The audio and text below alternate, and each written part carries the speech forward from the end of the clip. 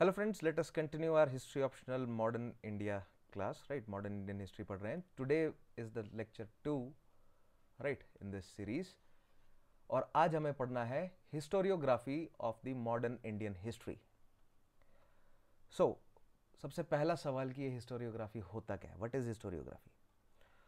So, if you guys have attended my previous sessions, so आप लोग जानते हैं, especially in ancient, in medieval also, not just for optionals but also for GS, in GS classes also, मैंने ये point आपको explain किया है that जब similar events हैं हमारे पास, same archaeological evidences हैं, same हमारे पास literary evidences हैं तो फिर different interpretations क्यों निकल जाती हैं, right?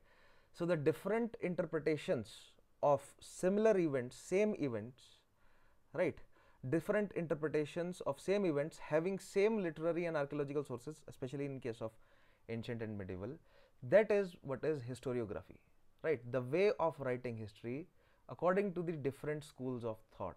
Now these different school of thought, they have their own prejudices, they have their own agendas, they have their own subjectiveness. So on the basis of their own prejudices, own agendas, own subjectiveness, they have created history, they have created different versions of history for same events. Like for example, in modern Indian history, if we talk about colonialism, right, or if we talk about, like in the previous session, how we have divided, or what strategy that we have discussed, that we will divide modern Indian history into 4 parts, right? First we will study the 18th century India, then we'll study the colonialism, the history of colonialism or the rise of British colonialism, then we'll discuss the Indian nationalism and the freedom struggle, and finally we'll discuss the post independence era, right? So these are the 4 parts in which we have divided Indian history, or modern Indian history, or the study of modern Indian history, right? And 18th century also we have divided this into first half and the second half of the 18th century. Now if the events are the same, like in the first half of the 18th century there is a disintegration of Mughal empire and rise of regional states, so this is the event, then how come there are different interpretations of this event? So that different interpretations of this event is done by different schools of thought, and when different schools of thought, based on their own prejudices, based on their own agendas, own subjectivity, their own understanding, their own motives, when they create different versions of same events, that is known as historiography, right? Historiography is simply the way of writing history, or the in this case the different ways of writing history. So for modern Indian history, we'll try to understand, first of all we'll try to understand the imperialistic school.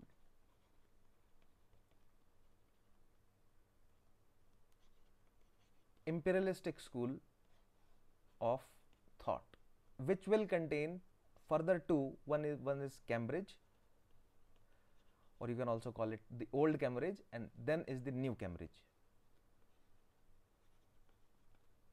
New Cambridge school of thought. Then second, in reaction to the Cambridge school of thought, निकल कर आएगा, हमें देखने को मिलेगा, that will be the nationalist school of thought. In reaction to the nationalist school of thought, हमें देखने को मिलेगा the Marxist school of thought. In reaction to Marxist school of thought, then we'll find another school of thought, that is the new Cambridge school of thought. So this will be the timeline, and I'll try to explain the school of thoughts or historiography in this fashion. First we'll understand the Cambridge school of thought, then its reaction the nationalist school of thought, then its reaction the Marxist school of thought, then its subsequent reaction the Cambridge school of thought. Combinedly they are known as the imperialistic school of thought, and then finally the reaction to all these school of thoughts is the subaltern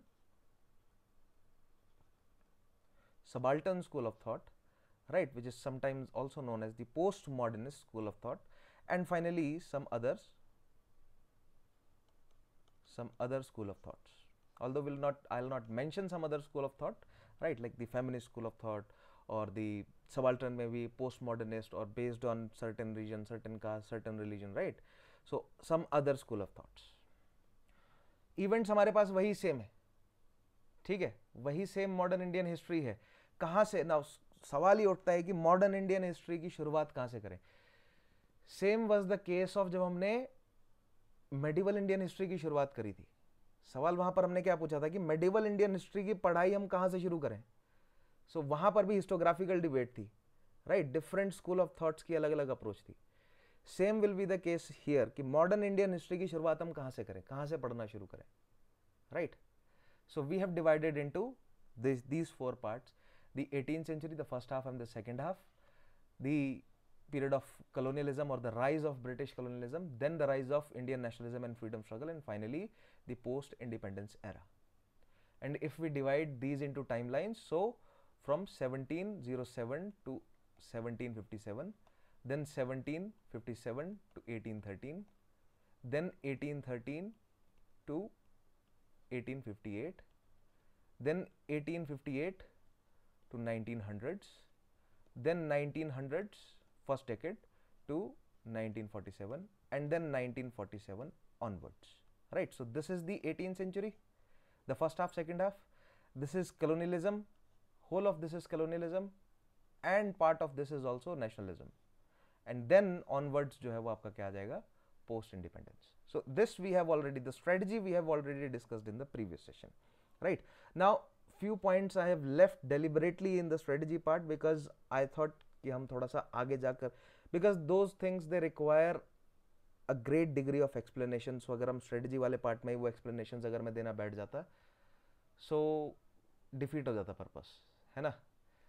So as we will move forward, when we'll pick up in the next session, we'll pick up the first topic, that is the first half of the 18th century, the advent of European and the decline of the Mughal state, right, and the rise of the regional powers. यहाँ पर हमें इसी same first half of the 18th century के लिए ही हमें different school of thought में conflict नजर आ जाएगा.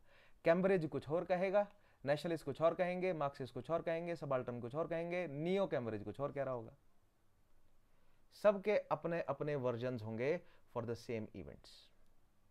So in this session, in today's session, we'll try to understand that what are these different school of thoughts, right, and what are their subjectivities actually, what is their core, right, किस core पर based है ये पूरे school of thoughts. We'll try to discuss that in today's session, and then as we move forward, बार बार मैं आपको समझाता जाऊंगा question by question कि ये in this question there is a conflict, right. While writing answer to this question, we'll try to explain the conflict, right. Like for example, अभी जो मैंने थोड़ी देर पहले कुछ क्वेश्चंस डिस्कस किए, प्रीवियस सेशन में भी कुछ क्वेश्चंस जो मैंने डिस्कस किए थे, ठीक है, ऑल्दो उनके एक्सप्लेनेशंस अभी हमने नहीं देखे हैं, केवल क्वेश्चंस हमने भर देखे थे. But as we move forward, will try to include these debates, right. So now let us start with the first school of thought, that is the imperialist approach. And imperialist approach में भी पहला है the Cambridge school of thought और the Cambridge perspective, right.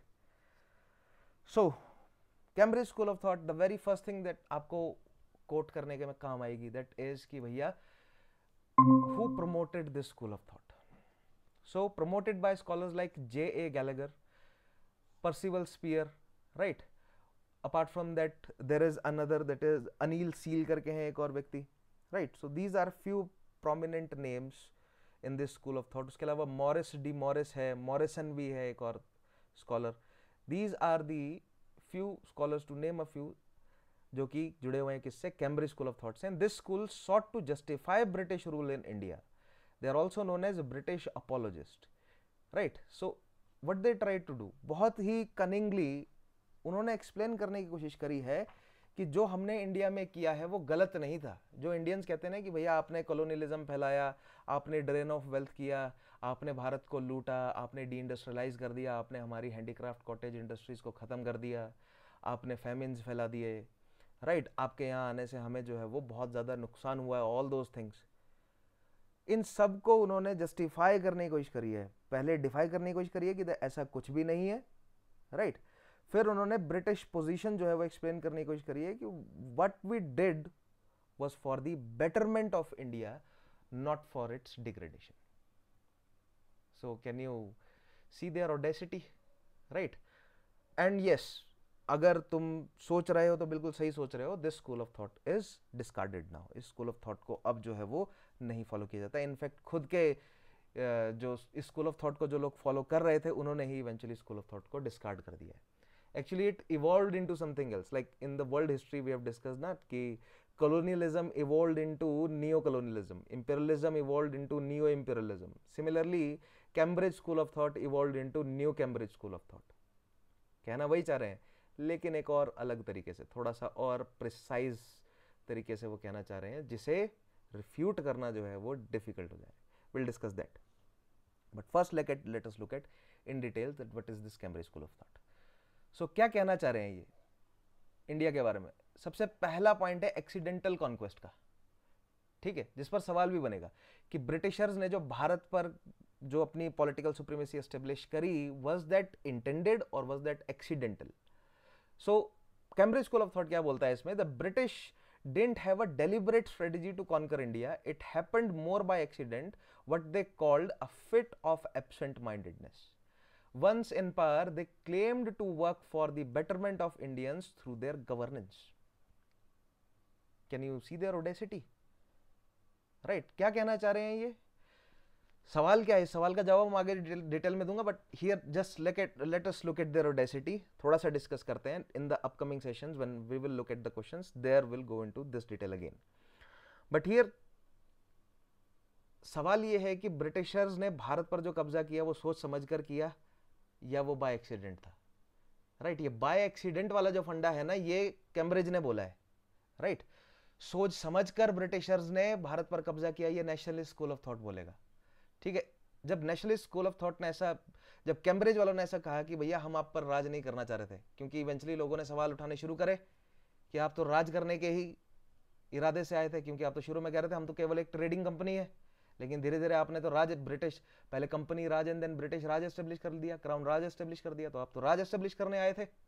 Right, तो apologetic ये जो scholars हैं, ठीक है, दिस अपोलोजेटिक ब्रिटिश अपोलोजिस्ट, इन्होंने कहा कि नहीं, we apologize, we were not right, we were absent minded, we did all of this in a fit of absent mindedness.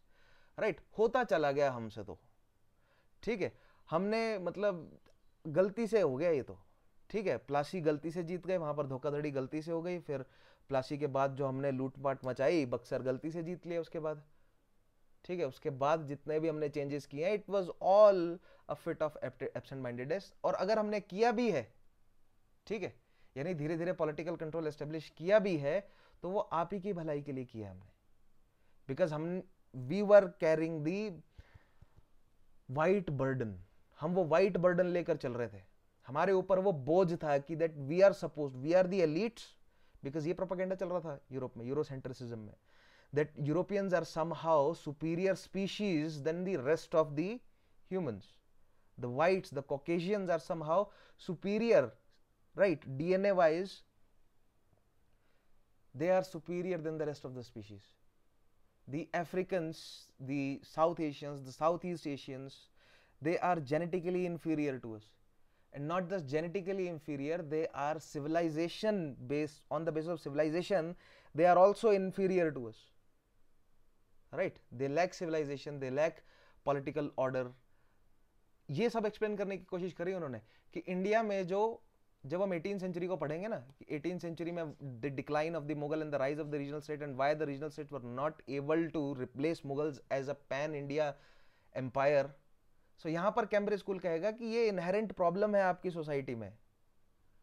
Right, आज तक आपके ऊपर केवल फॉरेनर्स ही रूल कर पाए हैं, आप खुद अपने आप पर रूल कर ही नहीं पाते। राइट, आपके ऊपर जब भी किसी ने सक्सेसफुल रूल किया है तो वो फॉरेनर्स द्वारा ही किया गया है। ठीक है, that is the second point, colonialism as foreign rule. So they tried to, they outright they denied that there is no such thing as colonialism. देख रहे हैं आप कितना कितना हाई रिगार्ड में रख रहे हैं खुद को। They outright deny that there is no such thing as colonialism. They downplayed the political, social and economic aspects of colonialism, arguing it was merely a case of foreign rule comparable to earlier foreign powers in Indian history. उन्होंने कहा कि जो Britishers ने आकर rule किया है ना, so we were the foreign powers, since we were the foreign powers ना, we were able to look at from a outside perspective, हम इंडिया की प्रॉब्लम्स को समझ पा रहे थे, राइट आप इंडियंस जो है वो अपनी आपस में प्रॉब्लम समझ नहीं पा रहे हैं, आप आपस में लड़ रहे हैं आपकी इनहेरेंट कास्ट की और सोसाइटी में जो क्लासेस डेवलप्ड हैं या सोसाइटी में जो कास्ट है या जो भी आपके बीच में रिलीजन और रीजन और लैंग्वेज और जितनी भी डिसयूनिटीज हैं आपके बीच में, इन डिसयूनिटीज के चलते जो है वो आप खुद को रूल नहीं कर पा रहे हैं। कोई फॉरेनर आता है तो आप पर जो है वो रूल कर जाता है, राइट इसी को सेम चीज कंपेयर करें जो हिस्ट्री ऑफ इंडिया किताब लिखी गई, आप मुझे बताएंगे किसने लिखी हिस्ट्री ऑफ इंडिया, जिसमें उन्होंने बांटा Hindu history, Muslim history and modern history में इंडिया की हिस्ट्री को, जहां पर उन्होंने एक्सप्लेन करने की कोशिश करी कि ड्यूरिंग मेडिवल टाइम्स फॉरेनर्स ने आकर इंडिया पर जब अटैक किया, फॉरेनर्स ने आकर इंडिया पर जो है वो रूल एस्टेब्लिश किया, तब जाकर जो है वो इंडिया में एक बड़ी सेंट्रलाइज्ड अथॉरिटी जो है वो बन सकी, otherwise Indians were not able to do this. So what we are doing is not actually colonialism, right what we is not actually colonialism, it is actually a foreign rule, ठीक है, जिसे colonialism के रूप में जो है वो explain किया जा रहा है, जैस जो कि है नहीं। कौन एक्सप्लेन कर रहा है थोड़ी देर में देखते हैं कैम्ब्रिज स्कूल के अकॉर्डिंग। यहां पर एक और पॉइंट है, प्रीवियस सेशन में मैंने आपको क्या बताया था कि कलोनियलिज्म एक्चुअली है क्या। Colonialism is the economic relationship between the metropolitan and the colony, where the colony exists only to serve the purposes of the metropolitan, and as the situations in the or the conditions or the situations in the metropolitan changes, the policies thus followed in the colonies by the agents of the metropolitan also changes, right? So in the second part मैंने आपको बताया था ना, ये जो second part है the British colonial policies में, mercantile phase जब ब्रिटिशर्स में रहा तो ब्रिटेन में रहा तो 1757 से 1813 तक डिफरेंट पॉलिसी जो है वो ब्रिटिशर्स ने या कंपनी ने भारत में फॉलो करी, राइट। इंडस्ट्रियल फेज जब ब्रिटेन में आया तो 1813 से 1858 तक अलग पॉलिसीज जो है वो फॉलो हुई इंडिया में, there is a shift in policy. And जब फाइनेंशियल फेज आया तो 1858 ऑनवर्ड्स जो है वो पॉलिसी चेंज होती गई, राइट। और ये चेंजेस क्यों आ रहे हैं मैंने आपको वर्ल्ड हिस्ट्री में समझाया था, अगर नहीं आपने वर्ल्ड हिस्ट्री फॉलो किया है so don't worry, those who are going to attend directly the modern Indian history class, आगे जब हम बढ़ेंगे, जब mercantile phase, industrial phase, financial phase, इनको हम डिटेल में डिस्कस करेंगे, ठीक है, सो वहां पर आपको ये पॉइंट जो है वो क्लियर हो जाएगा, ठीक है। सो ब्रिटिशर्स का क्या कहना है, या हमने प्रीवियस सेशन में क्या पढ़ा था, नॉट ब्रिटिशर्स का कहना, हमने प्रीवियस सेशन में क्या पढ़ा था कि ब्रिटेन में इकोनॉमिक ये कंडीशंस जो है वो मेट्रोपॉलिटन में है यानी ब्रिटेन में है, right, and on the basis of these they made changes to their colonies, all of the colonies, not just India, all of their colonies. So they made political changes, they made administrative changes, they made economical changes, they made social changes, they made cultural changes, religion में change करने की कोशिश करी उन्होंने, philosophy में change करने की कोशिश करी, right? And with the progression of these, right, इस तरह जो progression आगे बढ़ रहा है with the changes happening in the metropolitan, they made all these changes in their colonies too. ठीक है, दिस वी हैव स्टडीड। इसको आउटराइट डिनाई कर दिया ब्रिटिशर्स ने, उन्होंने कहा कि ऐसा कुछ नहीं है, right. So denial of the economic exploitation, the Cambridge school dismissed the theories of drain of wealth, rejecting the view that the British economically exploited India, right. Now for the first point, accidental conquest के लिए Ramsay mayor है एक scholar, आप उनको coat कर सकते हैं, जो कि कहते हैं कि it was a fit of absent mindedness. Accidental conquest है, it was not planned. Nationalist scholars कहते हैं कि it was planned as early as the charter was given to the East India company, तभी से ही ये प्लान हो गया था, ठीक है, नेशनलिस्ट स्कॉलर्स का ये कहना है। Then colonialism as a foreign rule, ठीक है। कैम्ब्रिज स्कूल ये कह रहा है कि कॉलोनियलिज्म जब एग्जिस्ट ही नहीं करता, राइट, तो what happened in India was the foreign rule. Colonialism जो है वो is a conspiracy, right, and not just colonialism is a conspiracy, they also deny nationalism too. They say nationalism is also a conspiracy, it is a figment of imagination. There was no such thing as a nationalism or a national movement or a freedom struggle. Sorry, there was freedom struggle, but there was no such thing as a national movement, and there was no freedom struggle on the basis of a national movement. Rather हम इस तरह कहें तो ज्यादा accurate रहेगा. They are outright denying that there is such thing as a drain of wealth, right? Morris de Morris हैं, वो कहते हैं कि Morrison कहते हैं कि there was no such thing as a drain of wealth, right?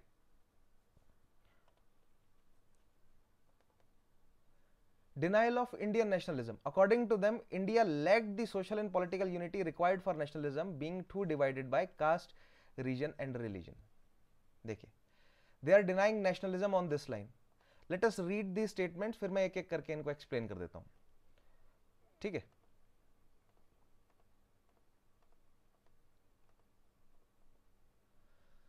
So they are saying कि it was a foreign rule and it was beneficial for India.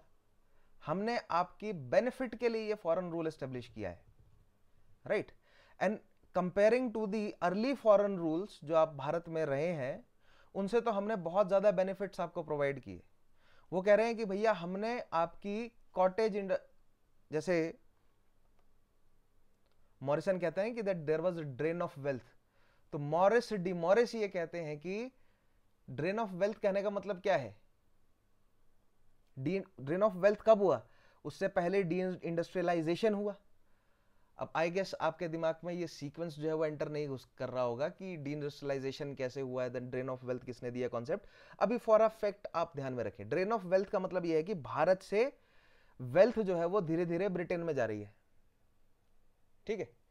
तो मॉरिसन कहते हैं कि there was no drain of wealth because Morris D Morris कहते हैं उससे पहले कि that there was no deindustrialization, ठीक है।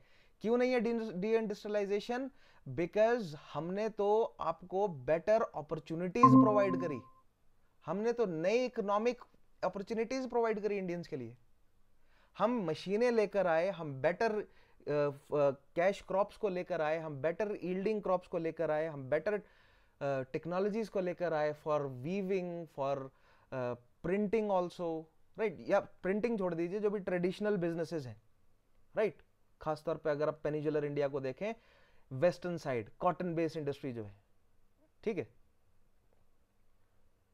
सो हमने आपको धागा दिया, मशीनी धागा, ठीक है। हमने आपको बेटर कपड़े जो है वो प्रोवाइड करे।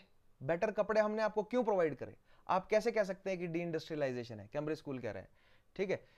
आप कह रहे हैं ना कि डी इंडस्ट्रियलाइजेशन है, हम कह रहे हैं डी इंडस्ट्रियलाइजेशन नहीं है। क्यों? क्योंकि जरूरत जो है वो ज्यादा हो गई थी, डिमांड बढ़ गई थी, और आपकी ट्रेडिशनल जो हैंडीक्राफ्ट इंडस्ट्री है वो उस डिमांड को सप्लाई नहीं कर पा रही थी। तब जाके ब्रिटेन से आकर हमने सामान जो है वो बेचा है, ठीक है। वो डिनाई करते हैं कि हमने डी इंडस्ट्रियलाइज किया ही नहीं आपके इंडस्ट्रीज को, ठीक है। वो डिनाई करते हैं कि नेशनलिज्म जो है वो एग्जिस्ट ही नहीं करता था इंडिया में, राइट। वो कह रहे थे कि क्योंकि आपका देश इतना ज्यादा बटा हुआ है। Now European model of nationalism पर वो कंपेयर करने की कोशिश कर रहे थे इंडियन नेशनलिज्म को। लाइक यूरोप में on the basis of French language French nationalism develop हुआ, राइट। इंग्लिश लैंग्वेज के ऊपर इवेंचुअली ब्रिटिश नेशनलिज्म डेवलप हुआ, ठीक है।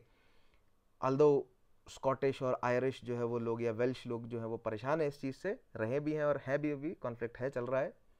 Nevertheless, somehow it worked for Britishers also. Same was the case of French, same was the case of Germany, same was the case of Italy, same was the case of Spain and Balkan countries also, right? So जो nationalism या nationalistic identity वाला जो concept Europe में है, उसको उठाकर भारत पर जब वो लगाते हैं तो वो कहते हैं कि भारत इतना ज्यादा डाइवर्स है, थोड़ी थोड़ी दूरी में तो भाषाएं चेंज हो जा रही हैं, पहनावा चेंज हो जा रहा है, रिलीजन चेंज हो जा रहा है, कस्टम्स चेंज हो जा रहे हैं, डिफरेंट रीजन्स में डिफरेंट जोग्राफिकल या फिजियोग्राफिकल फीचर्स हैं भारत में. So India is never been one nation, there are multiple different nations in India. तो कैसे एक पैन इंडियन नेशनलिज्म हो गया इंडिया में? है ही नहीं पैन इंडियन नेशनलिज्म इंडिया में. और इसको कैसे एक्सप्लेन किया, कैसे डिफेंड किया? तो उन्होंने 4 पॉइंट दिए. पहले उन्होंने कहा कि कॉलोनियल, पहले तो उन्होंने कहा कि एक्सीडेंटल रूल है, it was a fit of absent mindedness. Second उन्होंने कहा कि it was not colonialism but it was a foreign rule. Colonialism नहीं था, राइट, ये फॉरेन रूल था. हमने कॉलोनी नहीं एस्टेब्लिश करी, हमने कोई जानबूझकर आपको लूटने के लिए यहां पर सिस्टम एस्टेब्लिश नहीं किया है. हम तो एक फॉरेन पावर है जो कि आप पर आकर रूल कर दे रहे हैं. वो आपकी इंटरनल प्रॉब्लम्स हैं जिस वजह से फॉरेन पावर्स बार बार आप पर आकर रूल करती हैं, और वो एग्जांपल देते हैं बार बार मुस्लिम शक्तियों का. ठीक है. नेक्स्ट पॉइंट वो कहते हैं कि भैया there was no economic exploitation, we actually gave you better technologies, we gave you railways, we gave you telegraph, we eventually gave you telephone, electricity, education, we gave you western thoughts, western sciences हमने promote करी, western literature, western media, western entertainment, all thing western we have provided you in order to make you more civilized, right? उसके बदले में अगर हमने थोड़ा बहुत पैसा ले लिया, so that doesn't constitutes as drain of wealth, that doesn't constitutes as deindustrialization, because we provide you alternatives to your dwindling industries, because your industries were already dwindling and we provided you an alternative to your dwindling industries. That was their audacity, right? Then lastly they said that there was no Indian nationalism, right, because India is too much, there is no political unity, social and political unity, right, and there is too much disintegrity, or there is too much diversity to have a pan Indian nationalistic identity. So in 4 points पर उन्होंने जो है वो refute कर दिया कि that there was no colonialism, there was no nationalism, there was no deindustrialization and drain of wealth. We had the white burden, we were carrying the white burden, we came to India as foreign rule, foreign power, we first traded and then it was only a fit of, क्या कहा उन्होंने, देखिए, it was only a fit of absent mindedness that we gradually ruled over you, and that is why because Indians are habitual to be ruled by foreign powers. It is only the foreign powers that can rule India. ये audacity थी उनकी, right? और कैसे उन्होंने further explanation दिया, nationalism क्यों नहीं है, क्या एलीट सेंट्रिक interpretation दिया, the Cambridge School on Nationalism. They said that skepticism about Indian nationhood. These scholars questioned the very idea of India being a unified nation. They said India कोई nation है ही नहीं, India तो क्या है, एक geographical expression है, right? वही same concept, like मैंने आपको पहले बोला ना कि 8th 9th century में the term Hindu was used, right? और हिंद नदी के पार वाले रहने वाले लोगों को, इस एरिया में रहने वाले लोग, right, the Afghanis, the Turkis and the Farsis, हिंद नदी के पार रहने वाले लोगों को, right, this is peninsular India. So अगर मैं थोड़ा सा बेटर मैप बनाऊं, so it's a geographical expression according to them. ठीक है,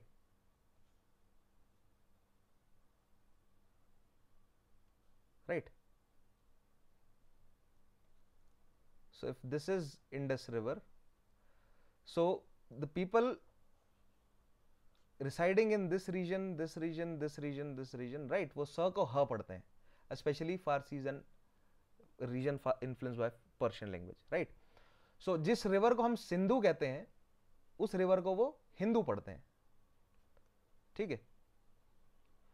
So यहां पर Greeks and Romans came to know about people living around and beyond the region of Sindh River as Hindu people, and अपनी भाषा में उन्होंने इसको कहा इंडिका, और इंडियन पीपल, और इंडिया का या इंडस का, Indus river, and then India and Indian people, right? So it is merely a geographical expression. ठीक है, which is almost correct to a certain extent, जब तक हम इसको स्ट्रिक्टली ज्योग्राफिकल फीचर की सेंस में देखें। लेकिन कैम्ब्रिज स्कूल ऑफ थॉट एक कदम और आगे निकल जाता है। वो ये कहता है कि इंडिया जो मॉडर्न सेंस में हम इंडिया देख रहे हैं ना, दिस इज साउथ एशिया ना, साउथ एशिया में कोई इंडिया जैसी एंटिटी है ही नहीं, पॉलिटिकल एंटिटी नहीं है इंडिया, कोई एक यूनिफाइड नेशन नहीं है, राइट? क्यों? क्योंकि बहुत सारी छोटी छोटी स्टेट्स हैं जो सभी जो है वो एक दूसरे से लड़कर जीतना चाहती हैं, और अगर कोई एक बड़ी पैन इंडिया स्टेट बनती भी है तो वो केवल फॉरेन रूल्स के वजह से बनी है।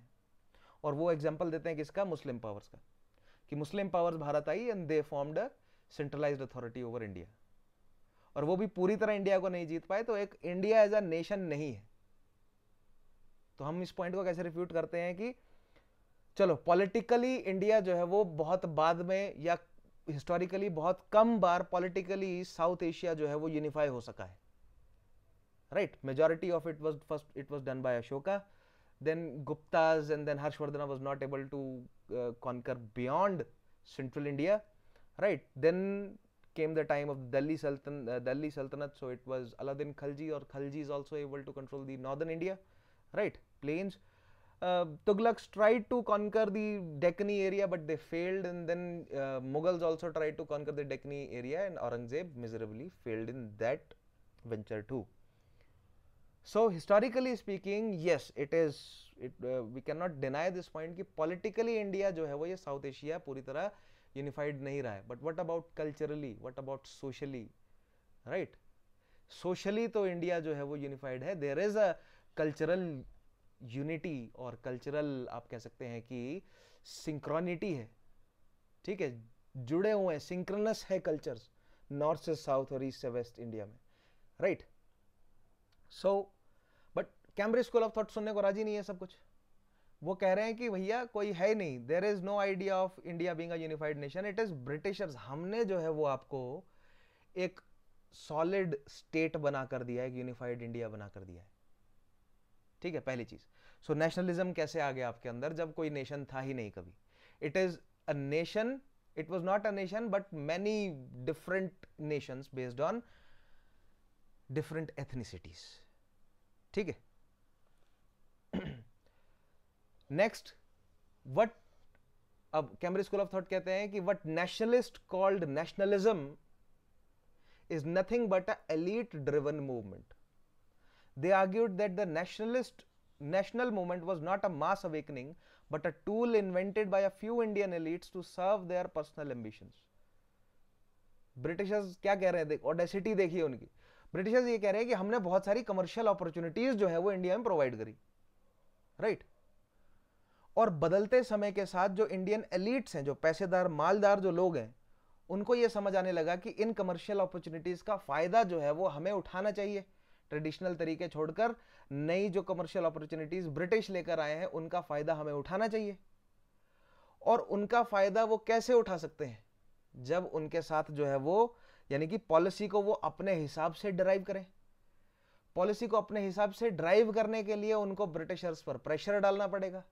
अकेले वो ब्रिटिशर्स पर प्रेशर डाल नहीं सकते, मिलिटरली डालकर देख लिया एलिट्स ने, बहुत धोया ब्रिटिशर्स ने। तो ऐसे में कैसे वो ब्रिटिशर्स के ऊपर प्रेशर डालेंगे? तो वो क्या करेंगे? तो इंडियन एलिट्स ने क्या किया? दे formed their own following, right? अपने लिए वो एक फॉलोअर्स की क्लास उन्होंने इकट्ठा करी।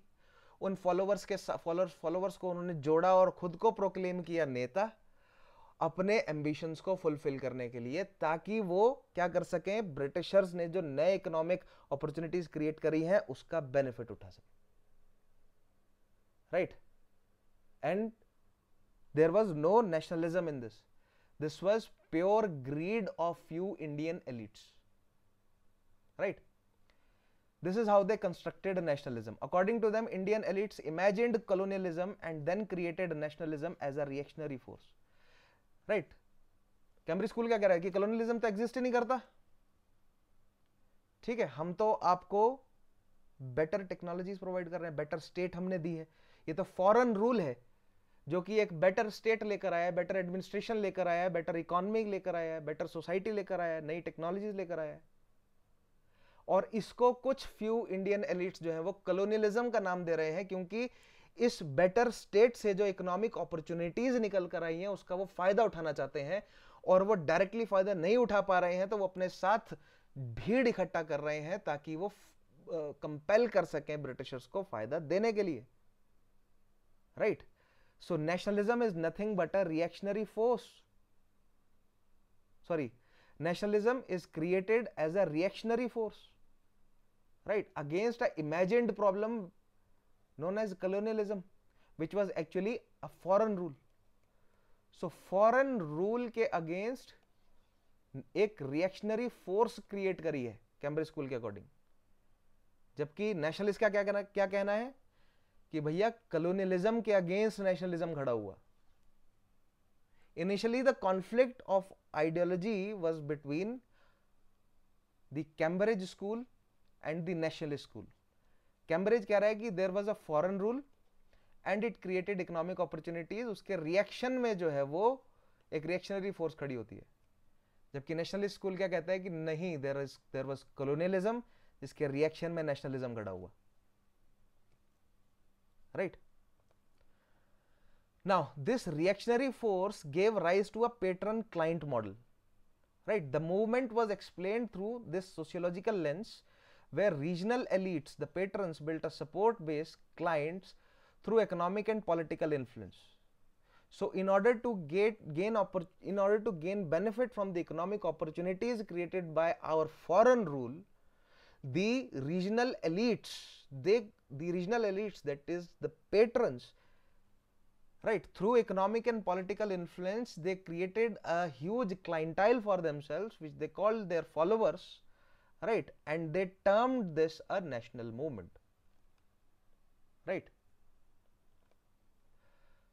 And then there was competition among elites, because किसी एक रीजन में elites तो नहीं खड़े हो रहे ना ऐसे।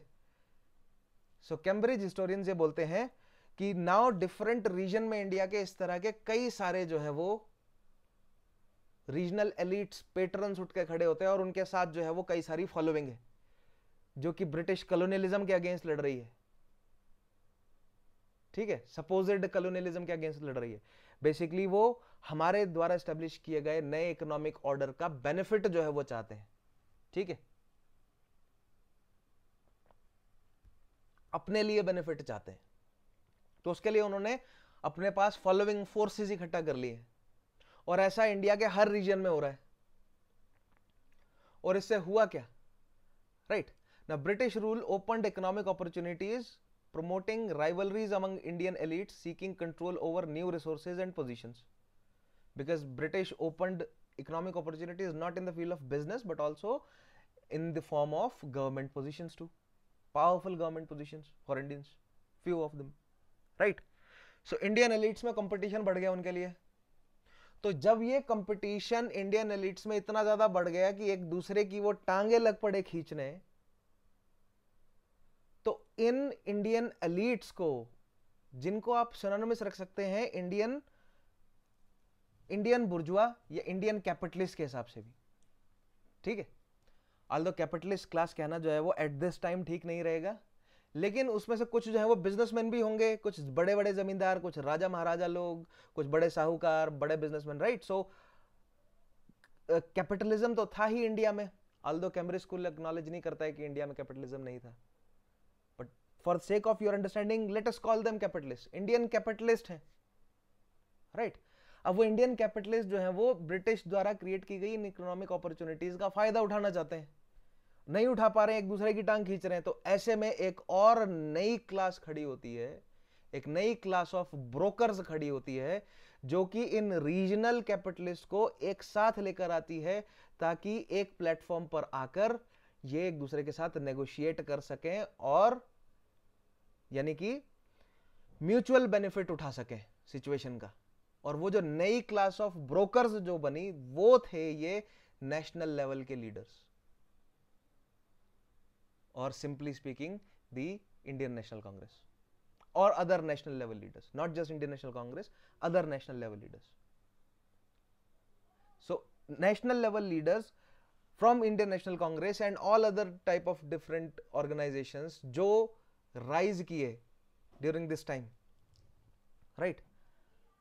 They were actually brokers, and they were brokering deals among these Indian regional elites who were in constant conflict with each other, who were competing for these opened economic opportunities, right? So इस तरह उन्होंने nationalism को explain किया है. कोई nationalism freedom struggle नहीं था, ठीक है.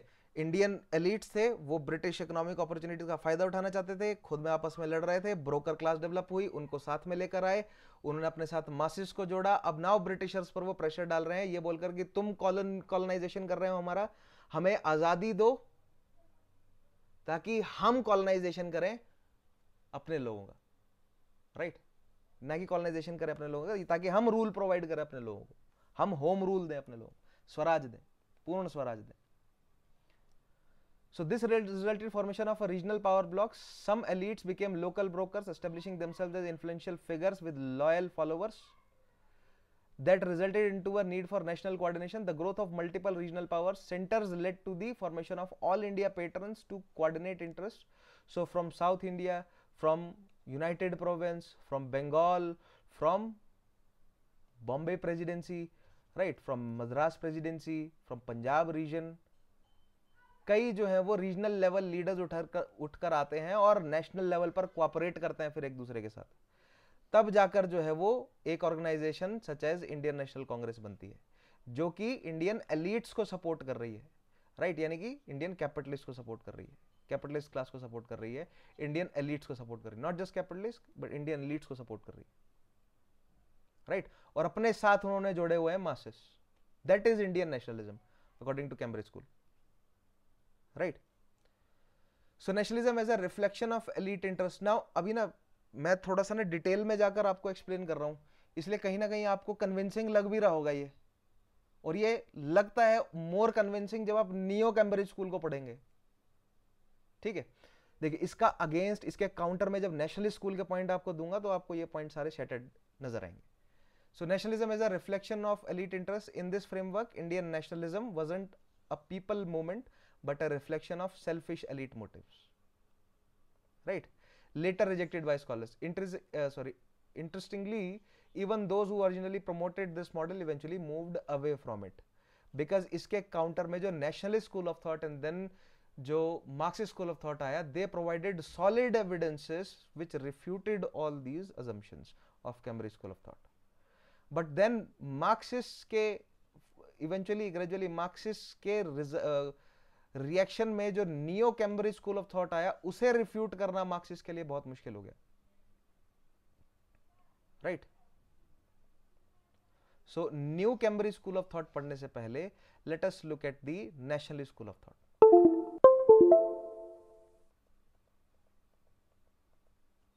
नेशनलिस्ट स्कूल क्या बोलता है? So nationalist school of thought, what is it? It is a reaction against imperialist view. What is the origin? It originated as a counter narrative to the Cambridge school, emerged in direct response to the imperialistic school's justification of British rule. Imperialistic school justification कैसे दे रहा है? That we are a foreign rule, we are here as a benevolent party, we are here to provide you civilization, we are here to get you out of the nightmare of barbarity, right? ये जो British rule की justifications अभी हमने पढ़ी 4 points, उनको refute करता है nationalist school of thought, और सक्सेसफुली रिफ्यूट कर भी देता है. सो नेशनलिस्ट स्कूल ऑफ, लेकिन नेशनलिस्ट स्कूल ऑफ थॉट में भी हमें क्या देखने को मिलेंगी? Certain limitations. उन लिमिटेशंस को दूर करने के लिए आएगा फिर मार्क्सिस्ट स्कूल ऑफ थॉट. फिर मार्क्सिस्ट स्कूल ऑफ थॉट में भी कुछ निकलेंगी लिमिटेशंस, उन लिमिटेशंस को दूर करने के लिए आएगा फिर subaltern school of thought, right? So new Cambridge क्या बोलता है, सॉरी नेशनलिस्ट क्या बोलते हैं? पहले तो कौन कौन लोग, प्रोमिनेंट फिगर्स क्या क्या हैं? So early proponents Surendra Nath Banerjee, R G. Pradhan, A K. Majumdar, Lala Lajpat Rai. These are some of the earliest nationalist historians, currently championed by Amlesh, scholars such as Amlesh Tripathi, right? Now, these nationalist school of thought, what was their core belief? Argued that colonialism in India was not merely political, it was deeply rooted in socio-economic and political oppression. Right? अभी तक ये economic terms में explain नहीं कर रहे हैं, economic terms में जो है वो मार्क्सिस्ट ने एक्सप्लेन किया. ठीक है. नेशनलिस्ट ये कह रहे हैं कि जो कॉलोनी एस्टेब्लिश होती है इंडिया में, वो कॉलोनी केवल एक पॉलिटिकल कॉलोनी नहीं है. राइट? इट इज, वो पॉलिटिकल कॉलोनी नहीं है जो कि पॉलिटिकल लेवल पर ऑपरेशन कर रहा है. ठीक है. वो सोशल लेवल पर भी ऑपरेशन कर रहा है और इकोनॉमिक लेवल पर भी ऑपरेशन कर रहा है. तो एज वी से कॉलोनी, तो कॉलोनी का मतलब क्या हो जाता है कि भैया colony exist for the benefit of the metropolitan. Right? So nationalist do accept this point. Nationalist यहां पर सीधा ये पॉइंट एक्सेप्ट कर रहे हैं दैट जो कॉलोनी इंडिया में एस्टेब्लिश हुई है, it is for the benefit of the metropolitan state. Right? And it is not just a tool of political operation but social and economic operation too. Right? जो कि clearly opposite था और in contradiction था किसके point के? Cambridge school के. ठीक है. Now how, what was the rise of nationalism? Although I will not go into the detail, हमें इसे पढ़ना है बहुत आगे, बहुत डिटेल में पढ़ना है, बट यहाँ पर एक आधा पॉइंट देख लेते हैं. Emphasized that Indian nationalism emerged naturally from growing patriotic sentiments among Indians. Right? Now जैसे जैसे ब्रिटिशर्स भारत को हराते गए, जैसे जैसे ब्रिटिशर्स भारत पर अपनी पॉलिटिकल हेजिमनी क्रिएट करते गए, जैसे जैसे ब्रिटिशर्स भारत का political, economic and social exploitation करते गए, वैसे वैसे इंडियंस के अंदर एक पेट्रियटिज्म जो है वो जागता गया. So right now they are trying to say what, क्या कहना चाह रहे हैं यहां पर नेशनलिस्ट? वो ये कहना चाह रहे हैं कि that there was a sense of Indianness, और वो सेंस ऑफ इंडियननेस जो है वो धीरे धीरे ग्रो कर गई. Sense of Indianness, there was that patriotism जो है वो लोगों का धीरे धीरे जाग गया. और जैसे जैसे लोगों का पेट्रियटिज्म धीरे धीरे जाग गया, वैसे वैसे उन्होंने क्या करना शुरू कर दिया? विरोध करना शुरू कर दिया ब्रिटिशर्स का. Right? One second. Yeah. So colonial Indian interest conflict. So it was a conflict between the interest of colony and Indian people. But what was nationalism? It was the conflict between the interest of the colony and Indian people, because they said that there was a sense of Indianness and colony is there to politically, socially and economically oppress. So it highlighted an inherent contradiction between British colonial interest and the welfare of Indian society. Right? That British colonies were there to exploit and Indian society के welfare के लिए धीरे धीरे nationalism का concept जो है वो develop होता है. ठीक है? But what was the key limitation? That this school tended to overlook India's internal social diversity and stratification, wrongly assuming a uniform Indian interest across all communities and classes. Now, this was the problem. They बहुत prematurely they assumed that there is a sense of Indianness, and that sense of Indianness against Britishers is uniformly developed all over the India. This was the limitation of their theory, of their school of thought. ठीक है? उन्होंने क्या माना कि भैया Indian capitalist, Indian raja maharaja, Indian middle class, Indian peasantry, Indian Dalits, सभी जो है वो बराबर तरीके से ब्रिटिशर्स से दुखी हैं और बराबर तरीके से ब्रिटिशर्स के अगेंस्ट उनमें नेशनलिज्म जाग रहा है. ठीक है? जबकि ऐसा नहीं है, बिल्कुल नहीं था. ठीक है?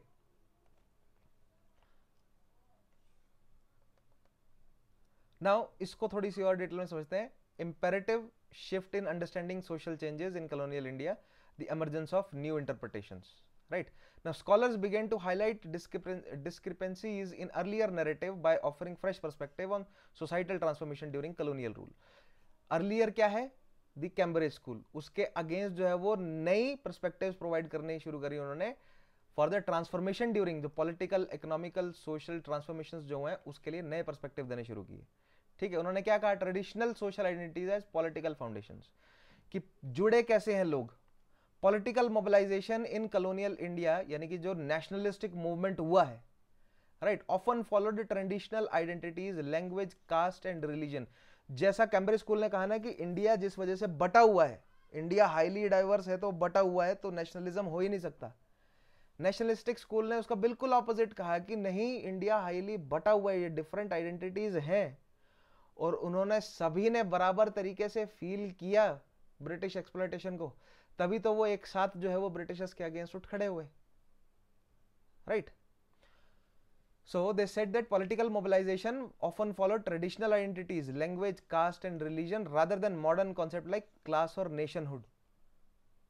ठीक है, यानी कि जो ब्रिटिशर्स के अकॉर्डिंग जो नेशन की डेफिनेशन है ना, उसके हिसाब से पॉलिटिकल मोबिलाइजेशन नहीं हुआ, राइट। जो इंडियन जो सिचुएशंस हैं, जिनको कैम्ब्रिज स्कूल ऑफ थॉट ने कहा कि भैया this was the reason why India will never get unified और India never was unified, nationalistic कह रहे हैं कि वही हमारा सोर्स था यूनिफिकेशन का या पॉलिटिकल मोबिलाइजेशन का। They redefined politicization. These interpretations argued that Indian society became politicized through its existing communal and regional structures, not through unified nationalist or class-based movements. फिर से देखिए, these interpretations argued that Indian society became politicized through its existing communal and regional structures. वही जो Cambridge school कह रहा है उसके against, कि जो कैम्ब्रिज स्कूल क्या कह रहा है कि रीजनल जो एलिट्स थे, उन्होंने जो है वो भैया अपने साथ फॉलोइंग इकट्ठा करी, और वो फॉलोइंग जो है वो रीजनल एलिट्स ने अपने बेनिफिट के लिए इकट्ठा करी थी, उसका कोई नेशनलिज्म से लेना देना नहीं था। उसके अगेंस्ट में कैम्ब्रिज स्कूल क्या कह रहा है, नहीं, ये जो existing communal and regional structures हैं, जो हिंदू मुस्लिम है, जो पंजाबी बंगाली है, राइट, ये जो रीजनल स्ट्रक्चर्स हैं या जो कम्युनल स्ट्रक्चर्स हैं, यही यूनिफाई करते हैं, ना कि डिफरेंट क्लास बेस्ड मूवमेंट, कि अपर क्लास जो है वो अलग लड़ रहा है, और अपर क्लास जो है वो एक उनके अपने इंटरेस्ट अलग हैं और लोअर क्लास के इंटरेस्ट जो है वो अलग हैं, ठीक है। तो यहां पर क्लास कॉन्फ्लिक्ट को जो है वो नहीं समझ पाए ये लोग, that yes there was an inherent class conflict. सभी जुड़े नहीं हुए थे आपस में, पूरी इंडियन सोसाइटी आपस में नहीं जुड़ी हुई थी, जो कि मार्क्सिस्ट ने कहा फिर बाद में कि yes there is a conflict, एक जिसको प्राइमरी कॉन्फ्लिक्ट कहते हैं, there is a primary conflict that was present between Indians and Britishers, but also there was a secondary conflict which was a class conflict within the Indian society, right? But the nationalists उन्होंने कहा कि ऐसा नहीं है, class conflict नहीं था। What were the catalysts of the change? The colonial states now ये इतने changes या ये nationalism कैसे बढ़ा? So ये कह रहे हैं कि भैया the colonial states innovation, institutional innovation such as spread of Western education and introduction of political representation served as key drivers of the social politicization. ठीक है, so ब्रिटिशर्स ने पढ़ाया, ठीक है, वहां से मिडिल क्लास जो डेवलप हुआ वो इंडिया से बाहर जाकर पढ़ा, उन्होंने ग्लोबल लेवल पर देखा कि भैया डेमोक्रेसी क्या होती है, नेशनलिज्म क्या है, ये सब चीजें जब उन्होंने सीखी, राइट, वेस्टर्न आइडियाज जब उन्होंने सीखे, और धीरे धीरे जब रिप्रेजेंटेटिव पॉलिटिक्स जब इंडिया में डेवलप होनी शुरू हुई, हम देखेंगे 1860, 1892, 1909, 1919, रिप्रेजेंटेशन धीरे धीरे बढ़ता जाएगा, राइट। इसके चलते जो है वो सोशल पॉलिटिसाइजेशन हो पाया है, ठीक है। तो यहां पर वो थोड़ा सा ब्रिटिशर्स को भी श्रेय दे रहे हैं। अब ये जो नेशनलिस्ट स्कूल है, आई होप आपको नेशनलिस्ट स्कूल समझ आया होगा, ठीक है। क्या कोर बिलीफ है कि भैया पहले तो देयर इज नेशनलिज्म, ठीक है, and that nationalism is a reaction against the British colonialism, right, which is basically not just political oppression but also socio-cultural oppression. Now this nationalism rise through the patriotic sentiment of all of the Indians, right, irrespective of their class, right. They belong to different regions, they belong to different linguistic background, different religions, but irrespective of all that they stood together against one common oppressor, right. ये कहना था nationalist school का। अब nationalist school का point भी जो है वो कुछ हद तक वैलिड है, लेकिन जो लिमिटेशंस है उन लिमिटेशंस को फिर एड्रेस किया मार्क्सिस्ट स्कूल ने। मार्क्सिस्ट स्कूल क्या कहता है? That it is class conflict, they provided the theory of class conflict and the colonial critique. Now in the previous session what we have covered that कि भैया British जो है वो mercantile phase and then industrial phase and then financial phase में जैसे जैसे Britain में situations बदलती गई वैसे उसके हिसाब से ब्रिटिशर्स ने पॉलिसीज जो है वो political, administrative, economical, social, right, ये सभी कल्चरल, ये सभी पॉलिसीज जो है वो उन्होंने अपने बदलते हुए इंटरेस्ट के हिसाब से चेंज करी, यानी अपने बदलते हुए इकोनॉमिक इंटरेस्ट के हिसाब से चेंज करी. सो मार्क्सिस्ट जो है वो कहीं ना कहीं इकोनॉमी को बीच में रखकर चलते हैं और यही उनकी बड़ी प्रॉब्लम, यही उनकी लिमिटेशन भी है कि वो इकोनॉमी को बीच में रखकर चल रहे हैं. ठीक है. Now what is Marxist school, क्या कहता है? It is corrective to nationalist approach. Marxist historians aim to improve upon the nationalist narrative by introducing the concept of dual contradictions. Right? Nationalists क्या कह रहे हैं? That there is a single contradiction that is between the Britishers and Indians. And Indians जो है वो जुड़कर आए एक दूसरे के साथ और खड़े हुए हैं Britishers के अगेंस्ट. जबकि Marxist कह रहा है कि there is a dual contradiction. Right? Primary and, so what are these two contradictions? Primary and secondary contradiction. The primary contradiction it exists between the British colonial interest and the Indian populace. पहला तो वही है जो nationalist ने कहा, right right? लेकिन जो nationalist की लिमिटेशन है जिसे वो एड्रेस नहीं किया उन्होंने, या जिन्होंने जिस इश्यू को उन्होंने डेलिबरेटली छोड़ दिया, that is the secondary contradiction, which is the internal conflicts within Indian society, such as capitalists versus workers, landlords versus peasants, and interreligious divisions. So the class conflict in Indian society, the caste conflict in Indian society, the communal conflict in Indian society, the regional conflict in Indian society, these should also be taken into consideration while understanding the events of 19th and 20th century. Right? So there was internal conflict. ठीक है? So that is the secondary contradiction which is the internal conflict within Indian society. Class conflict है, upper class middle class से लड़ रहा है, upper class lower class से लड़ रहा है, मिडिल क्लास अलग रहना चाहता है, अब मिडिल क्लास जो है वो चाहता है कि अलग से बेनिफिट मिलता रहे, कास्ट में हम आपस में लड़ रहे हैं, रिलीजन में आपस में लड़ रहे हैं, रीजन आपस में लड़ रहे हैं. So these conflicts were present. ठीक है. बट स्टिल मार्क्सिस्ट में भी जो अर्ली मार्क्सिस्ट हैं वो कुछ खास नहीं कर पाए. During freedom struggle such as M N. Roy, R P. Dutt and Desai sometimes overemphasized secondary contradictions, diluting the core colonial conflict. Right? Secondary contradictions क्या, उनका ज्यादा एम्फोसिस किस पर था? क्लास कॉन्फ्लिक्ट पर, कि भैया क्लास कॉन्फ्लिक्ट के चलते जो है वो हमें कोई इवेंट्स देखने को मिले. यानी कि अगर सिविल डिसोबीडियंस की बात करें तो सिविल डिसोबीडियंस वापस क्यों या बंद क्यों करना पड़ा, या Irwin pact, Gandhi Irwin pact क्यों हुआ? राइट? क्लास कॉन्फ्लिक्ट के चलते, सेकेंडरी कॉन्फ्लिक्ट के चलते, सेकेंडरी कॉन्ट्राडिक्शन के चलते. राइट? क्यों? क्योंकि लोगों ने जंगल काटने शुरू कर दिए थे, ट्राइबल्स ने. नॉन कोऑपरेशन मूवमेंट वापस क्यों लेना पड़ा चौरी चौरा के कांड के बाद? क्योंकि पेजेंट मूवमेंट जो है वो एक तो वायलेंट होने लगा था, और दैट मींस एक सोशलिस्ट, एक कम्युनिस्ट मूवमेंट जो है वो आकर खड़ा होने लगा. राइट? सो इस क्लास कॉन्फ्लिक्ट के माध्यम से वो जो है वो सारे इवेंट्स एक्सप्लेन करने की कोशिश कर रहे थे initial Marxist historians. Right? That means they were not taking into account the primary factor. जबकि जो कंक्लूजन है जो बाद के मार्क्सिस्ट हिस्टोरियंस ने निकाला, it was a combination of both. So the refined balance was later scholar such as, जिसे हम बिपिन चंद्रा जी की किताब में पढ़ते हैं, मृदुला मुखर्जी जी एंड आदित्य मुखर्जी, जो आप बुक पढ़ते हैं ना, एक मोटी सी, इंडिया स्ट्रगल फॉर इंडिपेंडेंस, जिसको जनरली हम बिपिन चंद्रा की किताब बोल देते हैं, पेंगुइन जो मतलब पब्लिकेशन से छपी हुई है, वो किताब इन तीनों स्कॉलर्स ने लिखी है. बिपिन चंद्रा जी तो अब खत्म हो गए, मृदुला मुखर्जी की अभी कुछ दिनों पहले मैं एक पॉडकास्ट देख रहा था, देखिएगा, काफ़ी इंटरेस्टिंग पॉइंट उन्होंने रखे हैं अभी रिसेंटली, कुछ रिसेंट स्टडीज पर उन्होंने अपने काफ़ी इंटरेस्टिंग पॉइंट रखे हैं. Aditya Mukherjee ji, they sought a more nuanced balance between the two type of contradiction. हम आगे देखेंगे कि वो नुआंस्ड बैलेंस क्या है, क्वेश्चंस के माध्यम से देखेंगे एंड इवेंट्स के माध्यम से भी देखेंगे, right, that there is contradiction between Indians and Britishers and there is contradiction within the Indian different factions in different sections, right, but there is a balance between them. That balance was provided by later scholars, right. Then again they acknowledged nationalism, ठीक है, unlike imperialists, some Cambridge perspective, this school recognized nationalism as a legitimate force but situated it within the broader class based tensions of Indian society.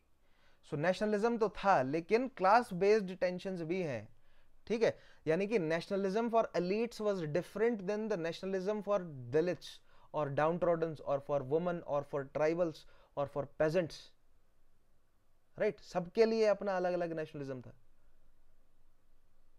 था, उन्होंने ये चीज acknowledge जरूर करी, ठीक है.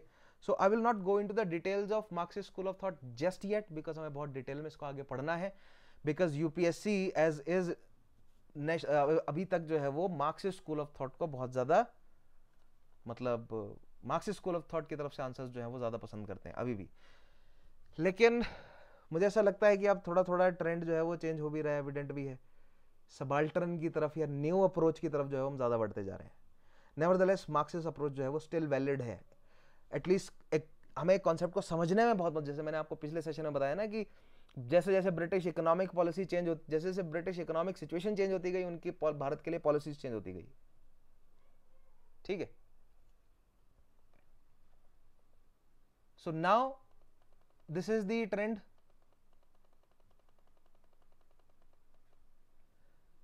कैम्ब्रिज स्कूल ऑफ थॉट आया, उसके रिएक्शन में नेशनलिस्ट स्कूल ऑफ थॉट आया. नेशनलिस्ट को सुधारा थोड़ा सा किसने? मार्क्सिस्ट ने, राइट. अब नेशनलिस्ट और मार्क्सिस्ट ने जब सक्सेसफुली कैम्ब्रिज को रिफ्यूट कर दिया तो ब्रिटिशर्स हैड टू और Europeans had to have their final say, ठीक है, अपनी टांग तो ऊपर रखनी है उन्होंने. सो वो एक नया स्कूल ऑफ थॉट लेकर आते हैं, दी new Cambridge school of thought somewhere in 1970s, ठीक है. इकोनॉमिक कॉलोनियल नेशनलिज्म करके कैसी एक बुक है, अभी मेरे यहाँ पर साइड में रखी नहीं हुई है, अदरवाइज मैं आपको दिखाता, आगे सेशन में आपको मैं उस बुक को दिखाऊंगा भी और कुछ चीजें उसमें से इंपॉर्टेंट पढ़ाऊंगा भी. कहाँ रखी होगी वो बुक, क्या नहीं है अभी. खैर, पॉइंट मेरा ये है कि 1968, 67, 68 में विपिन चंद्रा साहब ने वो किताब लिखी थी, ठीक है, और उसमें उन्होंने नेशनलिस्ट और अर्ली मार्क्सिस्ट, नेशनलिस्ट, कैम्ब्रिज सबको धोया था पकड़ पकड़ के, ठीक है. तो जब बहुत सारे, मतलब प्रीवियस सारा ब्रिटिशर्स का सब धुल गया, यूरोपियंस का, मतलब सब उनके सारे पॉइंट्स और नेशनलिस्ट के भी और अर्ली मार्क्सिस्ट के सारे पॉइंट्स रिफ्यूट हो गए, तब जो है वो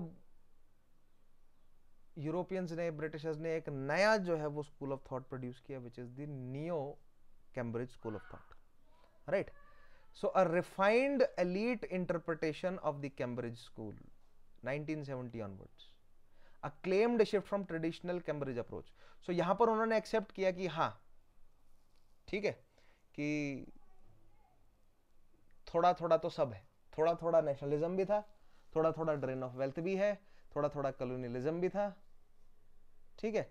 लेकिन उन्होंने एक्सप्लेन करने की कोशिश करी कि ये कुछ ऐसा प्लान करके नहीं आए थे ब्रिटिशर्स कि भैया हम तो कॉलोनियल पावर हैं और हम तो कॉलोनीज एस्टेब्लिश करेंगे, राइट. इन्होंने कहा कि सिचुएशन ही ऐसी थी.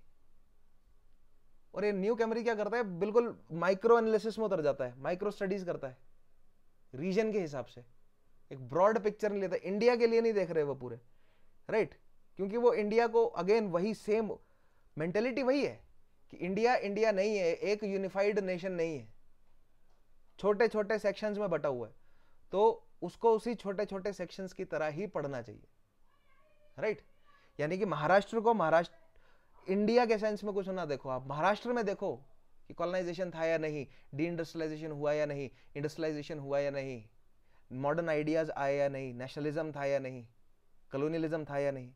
महाराष्ट्र के लिए देखो, यूपी के लिए अलग से देखो, दिल्ली के लिए अलग से देखो, बंगाल के लिए अलग से देखो, चेन्नई के लिए अलग से देखो, यानी मद्रास के लिए अलग से देखो, हैदराबाद के लिए अलग से देखो, राजपुताना के लिए अलग से देखो,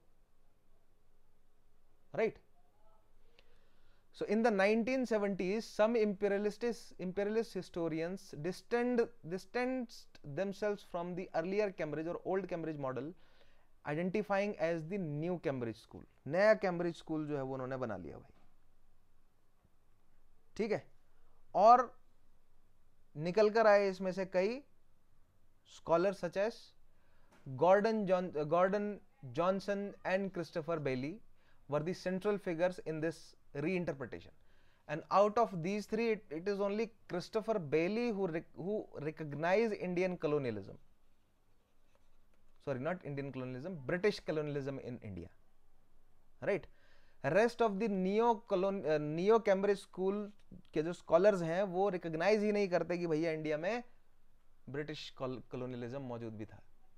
वो ये कहते हैं कि ब्रिटेन में कुछ ऐसी पॉलिटिकल सिचुएशंस थी जो चेंज होती जा रही थी, वो विक्टोरी लिबरल और conservative, labour party, communist party, अलग अलग जो पार्टीज, अलग अलग जो political situation, not just in Europe but sorry not just in Britain, लेकिन ब्रिटेन के कंट्रोल के बाहर यूरोपियन और यूएस और अफ्रीका और चाइना और इंडिया और मतलब कंट्रोल से बाहर के जो इवेंट्स हैं, राइट, उन इवेंट्स का रिजल्ट है जो पॉलिसीज ब्रिटिशर्स यूज करते रहे इंडिया में, राइट, वो कोई कॉलोनियलिज्म नहीं था, ठीक है। What they focused on micro level studies. This school emphasized moving analysis from broader provinces to local regions and from communities to internal factions, establishing a framework for detailed micro studies in Indian history. क्या मतलब है इसका? Although आगे कुछ questions के माध्यम से will discuss this in details, लेकिन मैं आपको बिल्कुल बेसिक एग्जांपल दे देता हूं, ठीक है। बात करते हैं कॉटन इंडस्ट्री की, ठीक है। तो कैम्ब्रिज स्कूल ये बोलता है कि भैया हमने तो आपको, नेशनल स्कूल बोलता है कि भैया आपने डी इंडस्ट्रियलाइज किया, ठीक है, आपने डी इंडस्ट्रियलाइज किया, आपने ड्रेन ऑफ वेल्थ किया, आपने हमारी हैंडीक्राफ्ट इंडस्ट्री को बर्बाद कर दिया। कैम्ब्रिज स्कूल बोलता है कि नहीं जी ऐसा बिल्कुल भी नहीं है, हमने तो आबाद किया, आपको नई टेक्नोलॉजीज दी, ये दिया वो दिया। न्यू कैम्ब्रिज बोलता है कि दोनों ही जो है वो ठीक नहीं है, ठीक है। आप पूरी इंडिया की सेंस में क्यों देख रहे हैं, राइट, इंडिया जैसी तो कोई चीज है ही नहीं। आप माइक्रो लेवल पर आइए ना, आप ये देखिए कि बॉम्बे प्रेसिडेंसी में, है ना, यानी मुंबई में उस समय बॉम्बे प्रेसिडेंसी है, जो बॉम्बे प्रोविंस था ब्रिटिशर्स का, उसमें देखिए आप, वहां पर अगर आप थोड़ा सा अंदर घुस के देखेंगे तो आप पाएंगे कि भैया धागे की फैक्ट्री भी लगी है, बाहर से कपड़ा भी आया है, और जो आप कह रहे हैं ना कि डी इंडस्ट्रियलाइजेशन है, वो डी इंडस्ट्रियलाइजेशन नहीं हुआ, वो कॉटन पर बेस्ड जो लोग काम कर रहे थे वो कहीं और शिफ्ट कर गए, वो किसी और धंधे में घुस गए, वो मनी लेंडिंग में उतर गए, वो कॉटन से जो है वो आयरन स्टील की तरफ चले गए, वो कॉटन से जो है वो कारपेंटरी में उतर गए, या इंडिया से बाहर ट्रेड करने चल पड़े। डी इंडस्ट्रियलाइजेशन नहीं हुआ है, स्विच हुआ है, राइट, स्विच कर लिया लोगों ने एक क्या बोलते हैं, एक प्रोफेशन से दूसरे प्रोफेशन की तरफ, ठीक है, जैसे आप डी इंडस्ट्रियलाइजेशन कह रहे हैं, this is actually switch towards different professions, ठीक है। और वही सेम चीज अगर आप उठाकर दूसरे रीजन में देखोगे, यूनाइटेड प्रोविंस में देखोगे, तो वहां पर लागू नहीं होती, वहां की सिचुएशन अलग है, ठीक है, वहां पर कॉलोनियलिज्म या डी इंडस्ट्रियलाइजेशन नहीं है, वहां पर किसी और कारण से, समझ रहे, हर एक जगह के लिए अलग कारण दे दिया उन्होंने, लोगों ने अपने धंधे छोड़ क्यों दिए। डी इंडस्ट्रियलाइजेशन कहने का मतलब क्या है कि इंडियन हैंडीक्राफ्ट, अगर मान लीजिए किसी की एक छोटी सी हैंडीक्राफ्ट की फैक्ट्री है अपने घर में, 8-10 लोगों के साथ मिलकर वो हाथ से जो है वो कपड़ा बना रहे हैं, और अगर मान लीजिए 3 लोकेशन है, अगर मुंबई की बात करें, कानपुर की बात करें और कलकत्ता की बात करें, तो तीनों के लिए उन्होंने अलग एक्सप्लेनेशन दी है कि मुंबई में इस वजह से जो है वो उन्होंने चेंज कर लिया क्योंकि यहाँ पर पोर्ट आ गया, नए बिजनेस आ गए, तो वो स्विच कर गए दूसरी जगह जहां पर उन्होंने ज्यादा मुनाफा लग रहा था, ठीक है। कानपुर में वो कॉटन से सिल्क की तरफ शिफ्ट कर गए, ठीक है। कलकत्ता में जो है वो कॉटन से जूट की तरफ शिफ्ट कर गए। तो डी इंडस्ट्रियलाइजेशन नहीं हुआ है, शिफ्ट हुआ है इंडस्ट्रीज का।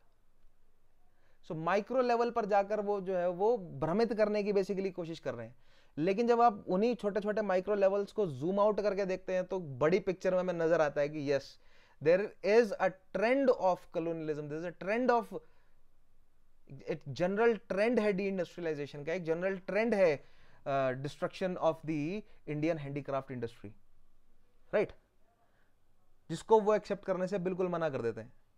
लेकिन मार्क्सिस्ट कहते हैं कि भैया एक जनरल ट्रेंड है, मार्क्सिस्ट अड़े हुए हैं कि नहीं जनरल ट्रेंड है, आप चाहे कितना भी माइक्रो एनालिसिस में ले जाकर हमें भ्रमित करने की कोशिश करें, ऐसा नहीं है। ठीक है, will go into this detail जैसे हम आगे बढ़ेंगे, question by question will pick up the point. What they said, despite their claims, their approach largely echoed the old Cambridge views, repackaged in more polished format. Right? वही same बात है basically कि colonialism नहीं था, nationalism भी नहीं था। ठीक है, जब कलोनियलिज्म ही नहीं था तो नेशनलिज्म कैसे हुआ? कोई डी इंडस्ट्रियलाइजेशन नहीं है, स्विच किए आप ही के लोगों ने स्विच किए हैं promotions, sorry professions, deindustrialization नहीं हुआ, राइट। सो दैट मीन्स जो नेशनलिस्ट या मार्क्सिस्ट लोगों के जो क्लेम्स हैं वो फॉल्स हैं, फॉल्स क्लेम्स कर रहे हैं ये सब। ठीक है, and it was continued reaction of nationalism. Most new Cambridge scholars except Bayly, Christopher Bayly, continued to deny the existence of genuine Indian nationalism, because क्योंकि वो माइक्रो स्टडीज करते हैं, वो कहते हैं कि इंडिया तो रीजन्स में बटा हुआ है भाई, तो नेशनलिज्म कैसे हो जाएगा? वो उसी सेम कैम्ब्रिज वाली थॉट को लेकर चले हुए हैं। वो कुछ पॉइंट कैम्ब्रिज की रिफ्यूट करते हैं, वो कहते हैं कि भैया सर्टेन डिग्री जो है वो हो सकता है कि यहां वहां हुआ हो, लेकिन वो हमारे वो एक डेलिबरेट अटेम्प्ट नहीं था, it was not a deliberate attempt. तो वही Cambridge school a fit of, समझ रहे हैं, एक्सीडेंट, एक फिट ऑफ एक्सीडेंट में उन्होंने ऐसा कर दिया, डेलिबरेट अटेम्प्ट नहीं था। ब्रिटेन में पॉलिसीज चेंज, ब्रिटेन में सरकार चेंज हुई, तो इंडिया में ब्रिटिश जो पावर है उन्होंने अपनी पॉलिसीज जो है वो चेंज करी। सो उन वो जो ज्यादा ध्यान जो है वो पॉलिटिकल स्फीयर की तरफ ले जाने की कोशिश कर रहे हैं रादर देन इकोनॉमी की तरफ ध्यान ले जाना। ठीक है, अगर वो इकोनॉमी की तरफ ध्यान भी ले जाते हैं तो वो माइक्रो लेवल पर ले जाते हैं, एक बड़ी पिक्चर, एक जो है वो बिग पिक्चर को बिग पिक्चर से भ्रमित करने की कोशिश करते हैं, बट अदरवाइज वो पॉलिटिकल उठापटक को सेंटर में रखने की कोशिश कर रहे हैं। ठीक है, both in India as well as Britain, right. elite centric lens, they still interpret social political changes as outcomes driven by the interests and actions of Indian elites and also British elites. British elites या British ruling elites जो है, यानी कि वहां पर जो भी parties हैं, ठीक है, यानी कि वहां लेबर पार्टी आई तो यहां पर पॉलिसीज बदल गई, वहां कंजर्वेटिव आए यहां पॉलिसीज बदल गए। ठीक है, यहां पर इंडियन एलिट्स लेबर के हिसाब से अपनी खुद की पॉलिसीज जो है बदल ले रहे हैं लेबर पार्टी के हिसाब से, या अगर यहां पर बेंटिक आ रहा है तो इंडियन एलिट्स पॉलिसी बदल, डलहौजी के लिए अलग हो जा रही है उनकी पॉलिसीज, ठीक है, कर्जन के लिए उनकी पॉलिसीज अलग हो जा रही हैं, मिंटो के लिए अलग हो जा रही हैं। तो इंडियन एलिट्स जो है वो अपने हिसाब से अपनी पॉलिसीज को चेंज कर रहे हैं, इट वॉज नॉट कलोनियलिज्म। ठीक है, don't worry, will go into the details. New Cambridge और कैम्ब्रिज समझ आ गया ना, बेसिक ट्रेंड क्या है, वो कहना क्या चाहते हैं कि कोई कॉलोनियलिज्म नहीं है, there is no colonialism, there is no nationalism, right, there is no deindustrialization, there is no destruction of the handicraft industry, there is no drain of wealth, right, ऐसा कुछ नहीं है। There is only a benevolent governance of Britishers, right. And if there are, और new Cambridge थोड़ा सा accept करने की कोशिश करती है that if there are certain mishaps जो हुए हैं, ठीक है, मिसहैपनिंग्स या मिसकैलकुलेशन हुए हैं ब्रिटिश गवर्नमेंट द्वारा, it was not deliberate but it was a result of the interest of elites or changing interest of elites, both of Britishers as well as India। ठीक है, then finally comes the subaltern school। Subaltern school, it focus more on marginalized। Subaltern school basically क्या बोलता है कि अभी तक nationalist school की एक और लिमिटेशन है, that they focus more and more on the elites, leaders पर फोकस कर रहे हैं कि लाला लाजपत राय ने ये किया, दादा भाई नौरोजी ने ये किया, गांधी जी ने ऐसा किया, जिन्ना ने ऐसा किया, सुभाष बोस ने ऐसा किया, ठीक है, या नेहरू ने ऐसा किया, ऐसा नहीं किया। सो वो एलिट्स पर ज्यादा जो है वो फोकस दे रहे हैं। Same goes for Marxist. Marxist जो है वो क्लास कॉन्फ्लिक्ट पर ज्यादा फोकस दे रहे हैं, लेकिन still they are more concerned with the elites. वो क्लास कॉन्फ्लिक्ट की जो लीडरशिप है वो उससे ज्यादा कंसर्न्ड है। लेकिन सबाल्टर्न ये कहते हैं कि ये जो क्लास कॉन्फ्लिक्ट हो रहा है ये जो अगर लोग इकट्ठा आकर लड़ रहे हैं तो ये जो लोग हैं ना, जो आम जनता है जो कि ऑप्रेस्ड थी, वो ड्राइव कर रही है ये मूवमेंट्स को, ना कि नेता लोग जो है वो जनता इकट्ठा कर रहे हैं। जनता की प्रॉब्लम्स हैं, जनता एक दूसरे को, मतलब एक जनता को एक समझ आ रही है अपनी प्रॉब्लम्स, और नेता लोग जो है वो अपॉर्चुनिस्टिक हैं और वो इस अपॉर्चुनिटी का फायदा उठाते हैं कि जनता अगर इकट्ठा हो रही है तो उनको उनके सामने लीडर बन के खड़े हो जाया जाए और श्रेय ले लिया जाए सारा। ये कहती है सबाल्टर्न अप्रोच। टर्म कहां से निकल रही है, what is the origin of this term? Subaltern term जो है वो एंटोनियो ग्राम्सी नाम का एक फ्रेंच थिंकर है जो कि कम्युनिस्ट था, जेल में डाला गया। अब जेल में वो फासिस्ट रिजीम में जेल में डाला गया तो वो कम्युनिस्ट टर्म का यूज नहीं कर सकता था, तो he use the term subaltern instead in his jail diaries and writings, right? And with which he referred to the group which is excluded from the power, so the proletariats, right? So proletariats, downtrodden, dalits, women, यानी कि वो सभी जिनके पास power नहीं है वो subaltern है। और ये टर्म इंडियन कंटेक्स्ट में 1980s में रंजीत गुहा एंड देन पार्थ चटर्जी इन्होंने जो है वो इस टर्म को फिर फाइनली प्रमोट किया इंडिया में। Historiography in India during 1980s led by Ranjit Guha with later contributions of Partha Chatterjee, right? So what they actually did, क्या है सबाल्टर्न स्कूल? सबसे पहले it is the critique of other school, सभी का ही, कैम्ब्रिज का भी, नियो कैम्ब्रिज का भी, नेशनलिस्ट का भी और मार्क्सिस्ट का भी, सबका क्रिटिक है। ये कह रहे हैं कि तुम सारे लीडर्स की बात कर रहे हैं, कोई जनता की बात कर ही नहीं रहे, क्योंकि इफेक्ट तो मासेस पर ही हो रहा है ना, लीडर्स तो हैंडफुल है।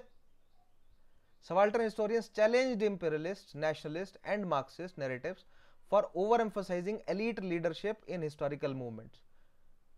ठीक है, सबाल्टर्न ये कह रहे हैं कि it is the masses that drives the change, not the leaders, right? It is the masses, grass root level पर जनता की डिमांड होती है। लीडर तो अपॉर्चुनिस्टिक होते हैं जो उस जनता की डिमांड को चैनल करने के बहाने श्रेय ले जाते हैं सारा। They emphasised grass root social processes, arguing that the leaders follow the masses, not the other way around. जनता के अपने जो है वो ग्रीवांसेस होते हैं और लीडर्स जो है वो जनता को फॉलो करते हैं, ना कि जनता लीडर्स को फॉलो कर रही होती है। ठीक है, कोई बात नहीं, अभी हो सकता है कि सारी कुछ बातें आपके सर के ऊपर से गुजर भी रही हो, बट डोंट वरी। अभी मैं चाहता भी नहीं कि बहुत सारी डिटेल्स आपको प्रोवाइड अभी से ही कर दी जाए। जैसे जैसे हम आगे बढ़ेंगे क्वेश्चन बाय क्वेश्चन, सो हम देखेंगे ना वहां पर कि यहां पर जो है वो मार्क्सिस्ट वर्सेस सबाल्टर्न जो है वो कॉन्फ्लिक्ट है, या ये सबाल्टर्न स्कूल ऑफ थॉट द्वारा सवाल जो है वो आंसर किया जाएगा, राइट? या नेशनलिस्ट वर्सेस सबाल्टर्न है, या कैम्ब्रिज वर्सेस नेशनलिस्ट है। So as we move forward will go more and more into details. अभी आप समझ लीजिए आज का सेशन है, it is just to give you an basic idea that there are these different school of thoughts and what is the basic difference among these different school of thoughts, that is it. इतना समझना है हमें बस, ठीक है? So, shift in focus over time. This school later moved from analyzing class structures to focusing on community, culture, identity and mental frameworks. तो केवल class conflict से बाहर निकल के कह रहे हैं कि that there are cultural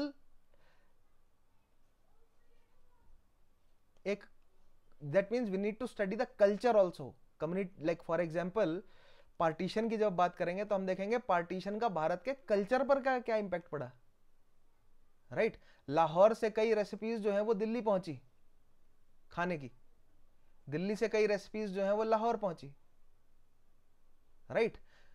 जो रिफ्यूजीज लोग जो है वो थ्रू आउट ये नॉर्दर्न इंडिया में दिल्ली तक जो है वो सेटल हुए, they brought a lot of cultural lot of culture of this Punjab region, right?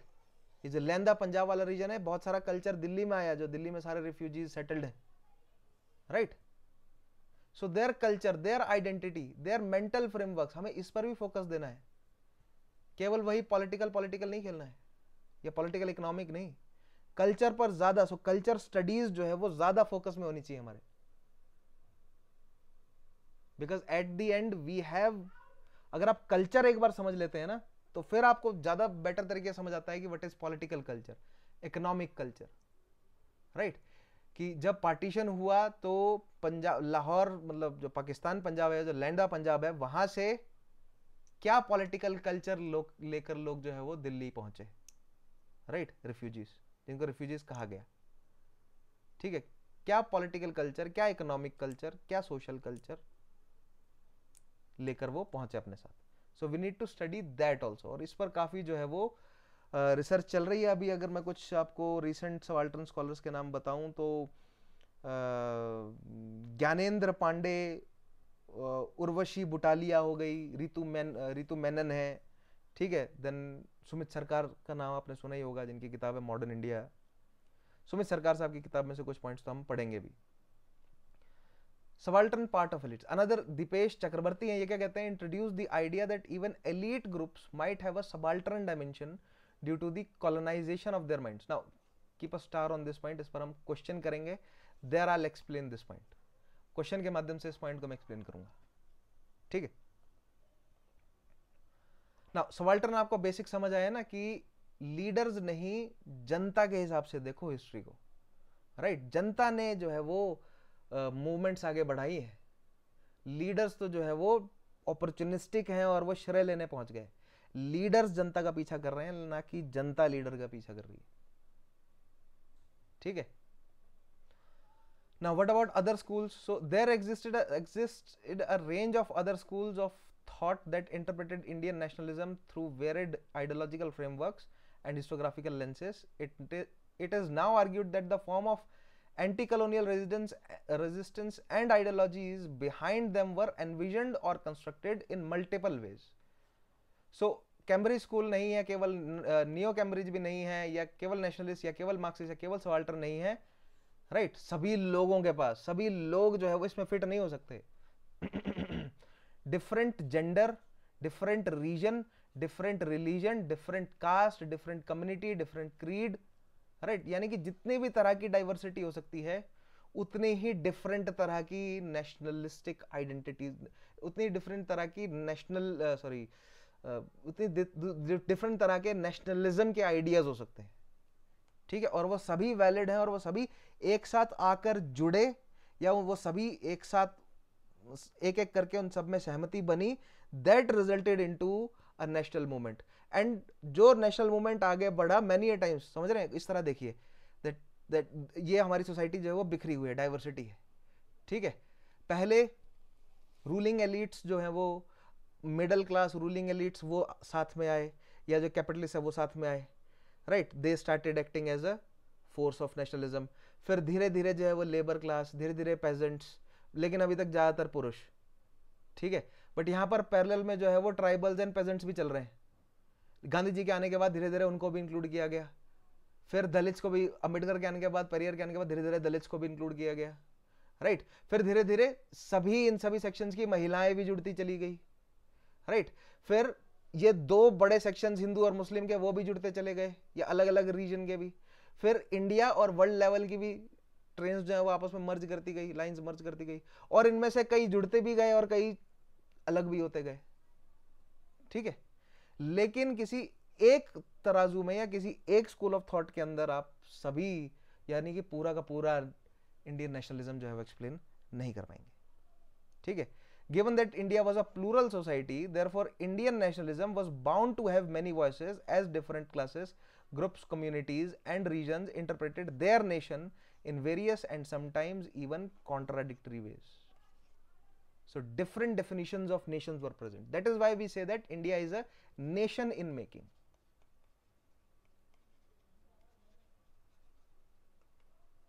We say that India is a nation in making, ठीक है। Because eventually the freedom fighters, they understood, and then Constituent Assembly also they understood that we have diversity, but what we need to do, we need to create universal, we need to create unity in this diversity, ठीक है।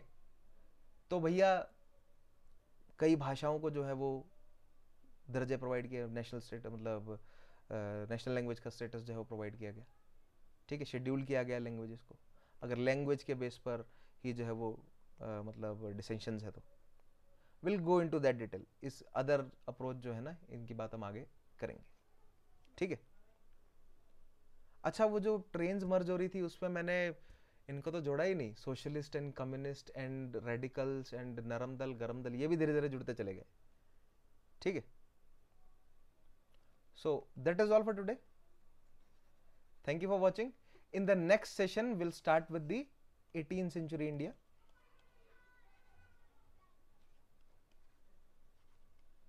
And we'll start with the first half of the 18th century India, where we will try to understand the decline of the Mughals, the rise of the regional powers, right, and the advent of the Europeans. और GS में generally बच्चे क्या पढ़ते हैं, books के माध्यम से, different notes के माध्यम से फैक्ट्स वगैरह सब रट सकते हैं आप, कोई दिक्कत नहीं होगी आपको, राइट. लेकिन जो हिस्टोग्राफिकल डिबेट्स है, जो हिस्टोरियोग्राफिकल जो डिबेट्स है, जिस पर बेस्ड आंसर राइटिंग करनी होती है, जिसमें नंबर मिलेंगे, वो आपको आमतौर पर ऐसे बुक्स में नहीं मिलेंगी, राइट. और मेरी कोशिश ये रहती है कि मेजॉरिटी आपको वो कॉन्सेप्ट्स में समझाऊं, मेजॉरिटी क्वेश्चंस के आंसर मैं आपको दूं. Alright. So that is all. मिलते हैं नेक्स्ट क्लास में. तब तक के लिए अपना ध्यान रखिए. Take care. Have a nice day.